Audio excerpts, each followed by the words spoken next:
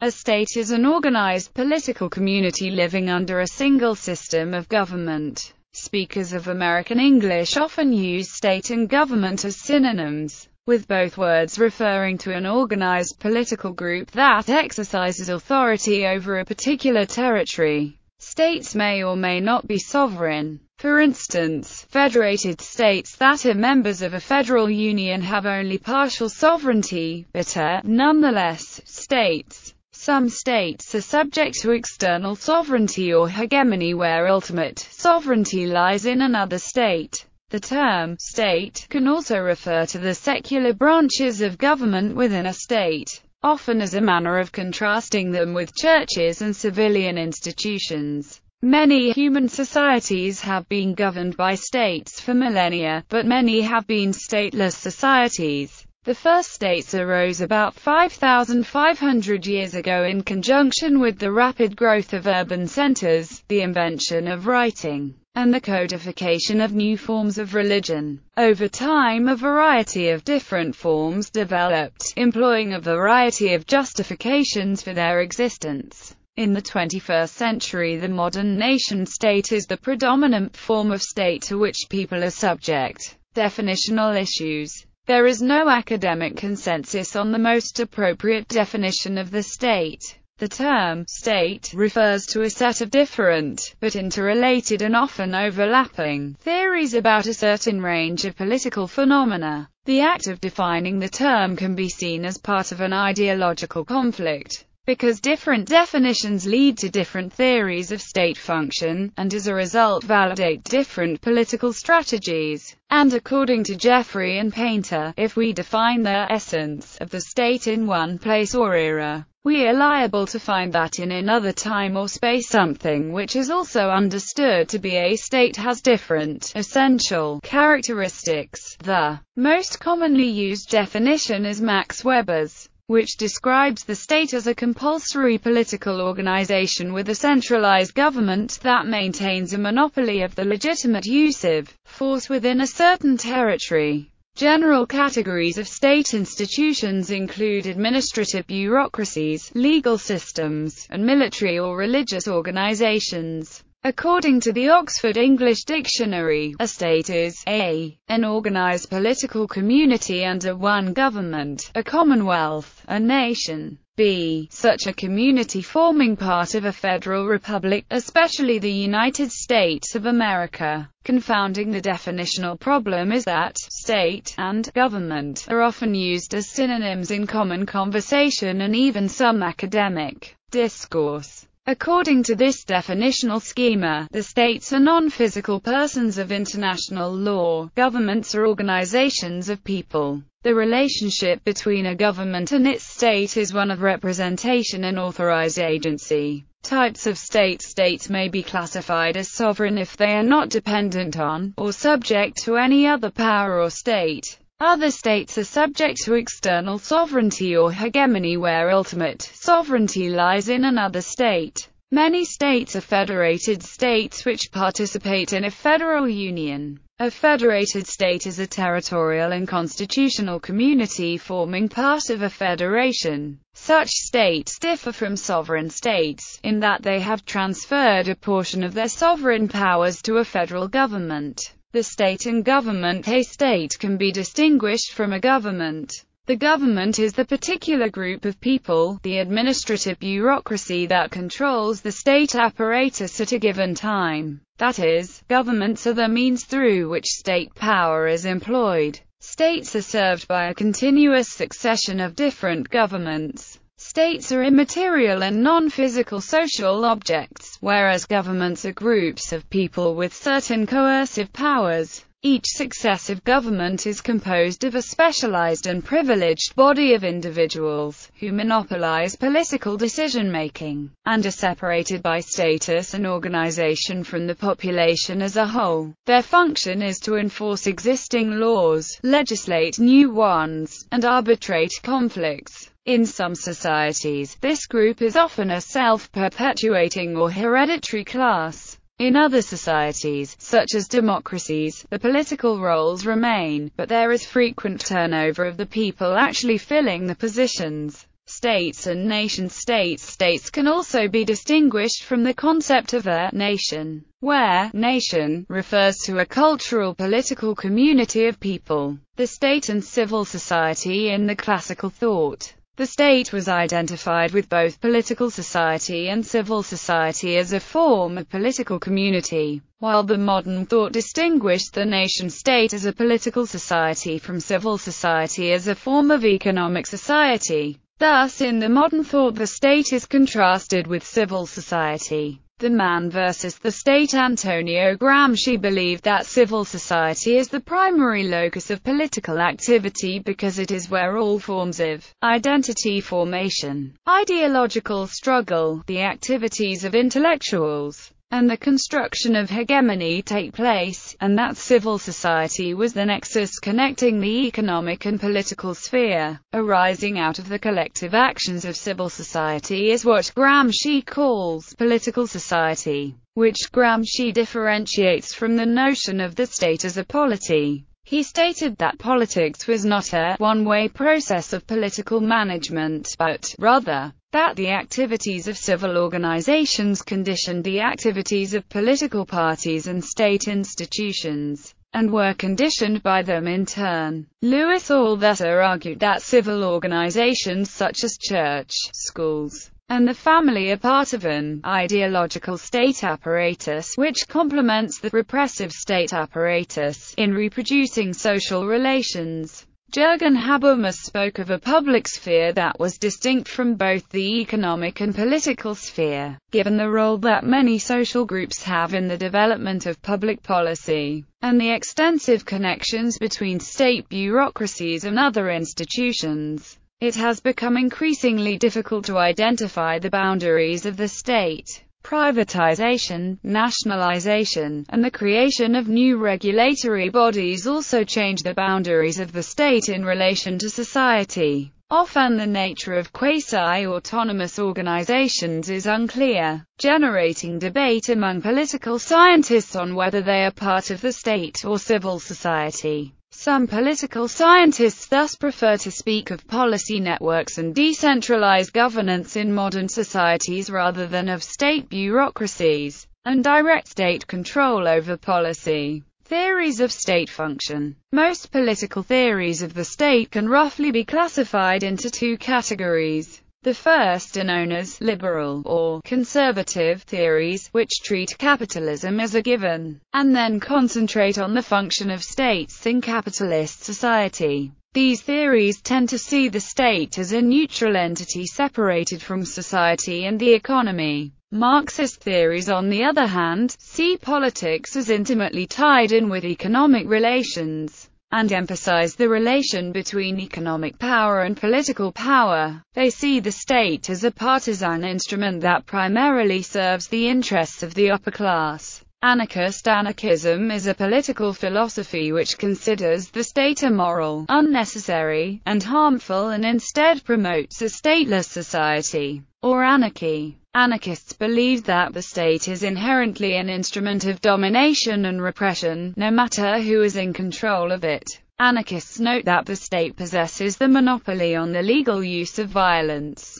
Unlike Marxists, anarchists believe that revolutionary seizure of state power should not be a political goal. They believe instead that the state apparatus should be completely dismantled, and an alternative set of social relations created, which are not based on state power at all. Various Christian anarchists, such as Jacques Ellul, have identified the state and political power as the beast in the Book of Revelation. Marxist perspective. Marx and Engels were clear in that the communist goal was a classless society in which the state would have withered away. Their views are scattered throughout the Marx-Engels collected works and address past or the then extant state forms from an analytical or tactical viewpoint, not future social forms. Speculation about which is generally anathema to groups considering themselves Marxist but who, not having conquered the existing state power, are not in the situation of supplying the institutional form of an actual society.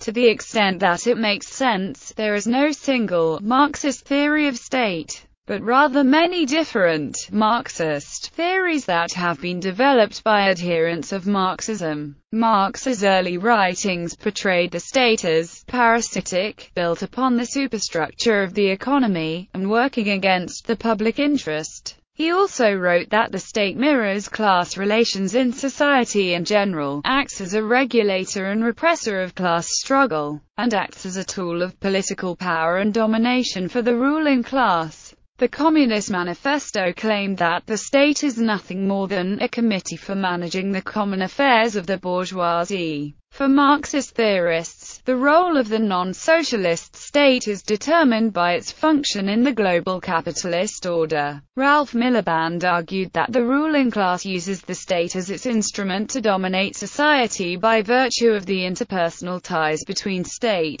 officials and economic elites. For Miliband, the state is dominated by an elite that comes from the same background as the capitalist class. State officials therefore share the same interests as owners of capital and are linked to them through a wide array of social, economic, and political ties. Gramsci's theories of state emphasize that the state is only one of the institutions in society that helps maintain the hegemony of the ruling class, and that state power is bolstered by the ideological domination of the institutions of civil society, such as churches, schools, and mass media. Pluralism. Pluralists view society as a collection of individuals and groups who are competing for political power. They then view the state as a neutral body that simply enacts the will of whichever groups dominate the electoral process. Within the pluralist tradition, Robert Dahl developed the theory of the state as a neutral arena for contending interests or its agencies as simply another set of interest groups, with power competitively arranged in society. State policy is a product of recurrent bargaining. Although pluralism recognizes the existence of inequality, it asserts that all groups have an opportunity to pressure the state. The pluralist approach suggests that the modern democratic state's actions are the result of pressures applied by a variety of organized interests.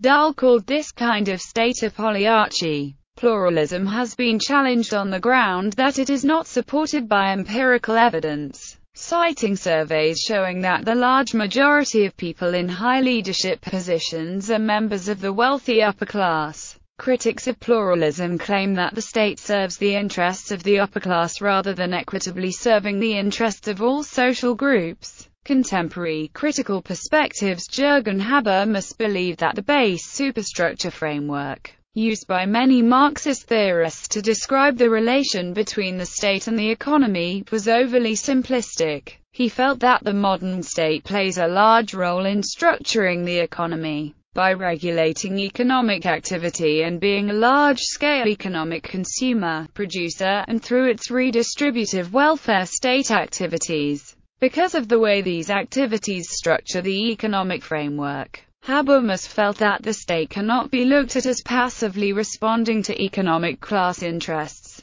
Michel Foucault believed that modern political theory was too state-centric, saying, maybe, after all, the state is no more than a composite reality and a mythologized abstraction, whose importance is a lot more limited than many of us think. He thought that political theory was focusing too much on abstract institutions, and not enough on the actual practices of government. In Foucault's opinion, the state had no essence. He believed that instead of trying to understand the activities of governments by analyzing the properties of the state, political theorists should be examining changes in the practice of government to understand changes in the nature of the state. Heavily influenced by Gramsci, Nikos Poulantzas, a Greek neo-Marxist theorist, argued that capitalist states do not always act on behalf of the ruling class, and when they do, it is not necessarily the case because state officials consciously strive to do so, but because the structural position of the state is configured in such a way to ensure that the long-term interests of capital are always dominant.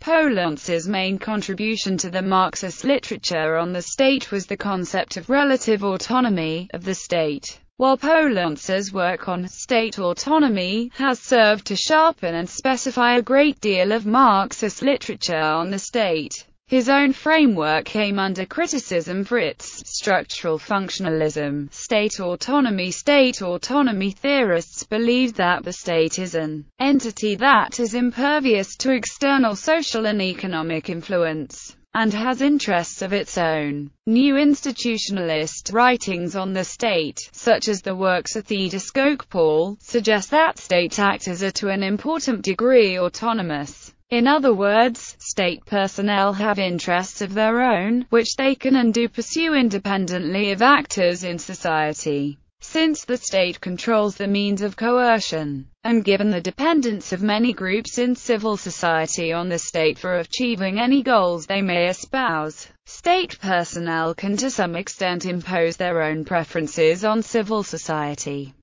William Domhoff claims that the idea of the American state having any significant degree of autonomy from the owners and managers of banks, corporations, and agribusinesses is a theoretical mistake based in empirical inaccuracies, and cites empirical studies showing a high degree of overlap between upper-level corporate management and high-level positions in government. Theories of state legitimacy. States generally rely on a claim to some form of political legitimacy in order to maintain domination over their subjects. Divine right. The rise of the modern-day state system was closely related to changes in political thought, especially concerning the changing understanding of legitimate state power and control. Early modern defenders of absolutism, such as Thomas Hobbes and Jean Bodin, undermined the doctrine of the divine right of kings by arguing that the power of kings should be justified by reference to the people. Hobbes in particular went further to argue that political power should be justified with reference to the individual, not just to the people understood collectively. Both Hobbes and Bodin thought they were defending the power of kings, not advocating for democracy. But their arguments about the nature of sovereignty were fiercely resisted by more traditional defenders of the power of kings,